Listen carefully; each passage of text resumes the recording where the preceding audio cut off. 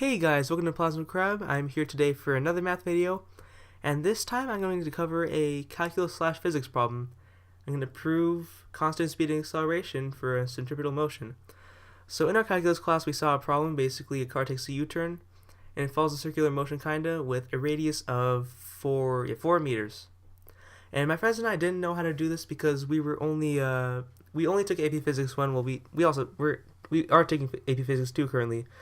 We decided to mark random points, and we were trying to find a way to graph an absolute motion in a 2D plane, because we only learned how to graph linear motion in AP Physics 1. So anyways, we took random values, like we chose final velocity, initial velocity, the radius again, and we also took the mass of the car to be, I guess, 1,200 kilograms, I think it was, and we decided to use the centripetal force equation, mv squared over r, and the centripetal acceleration equation, which is just v squared over r. And we tried to find a way to graph this stuff in a 2D plane, and we did ridiculous stuff. And then I was thinking, wait, this isn't necessary. We could just use vectors to and have those on our team and just do pure calculus. We don't need the physics equations for this. So again, I just redrew. I went off on my own and redrew the U-turn.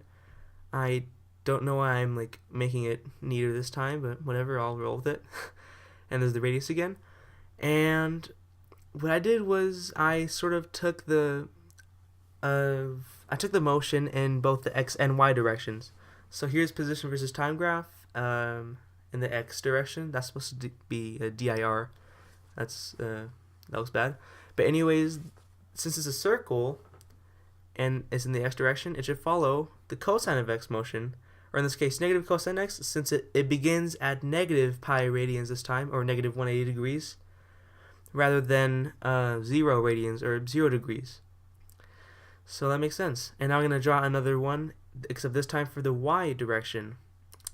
And so you guys could guess that it's going to be just a normal sine of x, since the sine of x is the y value in polar coordinates. And I decided to dig deeper into this.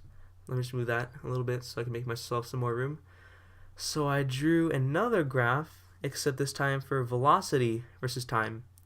And so again, I'm going to do it in the x and y directions. This first one is the x direction. And so, well, the velocity is derivative of the position, so this is going to be sine of x, right? And then for the velocity, oh yeah, that's in the x direction.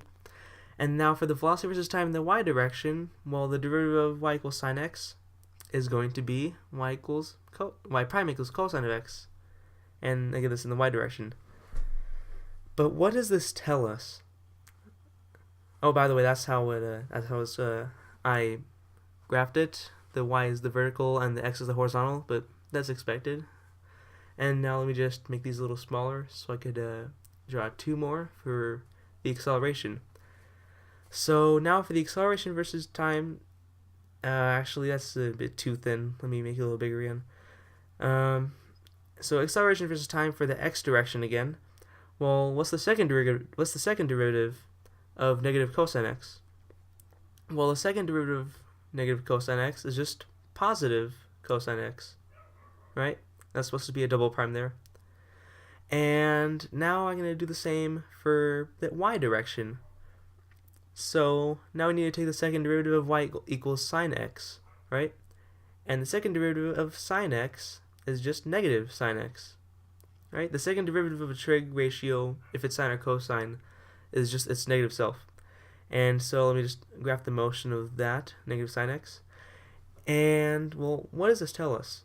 Well, our goal was to find a way to graph its position in just a 2D plane.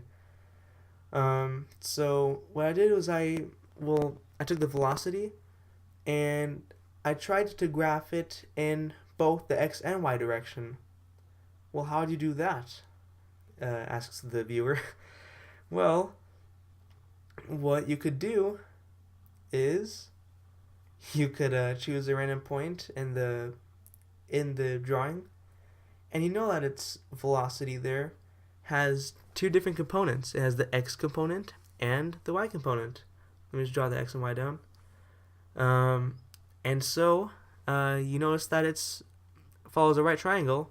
We know that the total velocity is equal to the square root of the velocity of x squared plus the velocity of y squared, right? That's just the Pythagorean theorem. The square of the sum of the two legs is equal to the hypotenuse. And so now the velocity in the x direction, well, we have the graph of that. That's y prime equals sine of x. So it's going to be sine squared of x plus the velocity in the y direction now is going to be, well, that's y prime is equal to cosine x. And we know by the Pythagorean identity that sine squared x plus cosine squared x is just 1. And the square root of 1 is 1. But wait, that would mean that the velocity is just 1. But that doesn't make sense. It doesn't travel at a constant velocity. It keeps changing direction. Well, its scalar stays the same, which means that this is actually speed versus time. Of course, the velocity changes, but the speed doesn't. And I'm gonna do the same thing for acceleration. I'm gonna try to find a way to put acceleration in both directions in just a 2D plane. So I basically did the same thing here, where I took the vectors and I said the total acceleration is just the square root of the sum of the component accelerations. So the acceleration in the x direction, well, the graph of that is y prime double prime is equal to cosine x, and then negative sine squared x for the y direction. And the negative squared is just going to be positive anyway, so it's still going to be 1. And so the acceleration is constant too. And that makes sense. The speed and acceleration are constant for centripetal motion. In other words, I was able to prove that the speed and acceleration are constant in centripetal motion. And I thought this was really cool. Anyways, I hope you guys enjoyed this video. I thought it was pretty fun to make. And if you have any requests or any questions, I will try to answer it. I'm not that good at math. I'm just okay-ish. So anyways, yeah, I hope you guys enjoyed the video, and I will see you in the next one.